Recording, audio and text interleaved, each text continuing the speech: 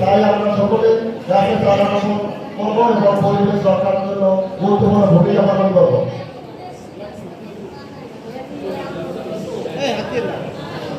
যারা আমার মুজিবুর রহমান এবং কর্মী উদ্যোক্তা।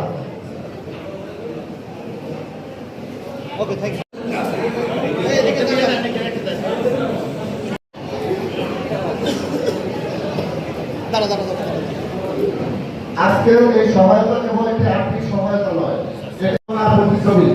সম্মানিত সুধীগণ, এই পর্যায়ে তৃতীয় পুরস্কার সফলতার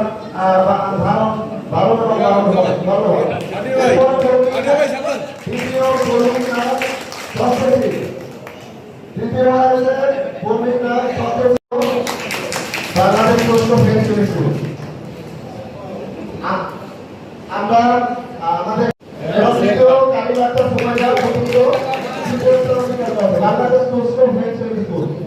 ধন্যবাদ।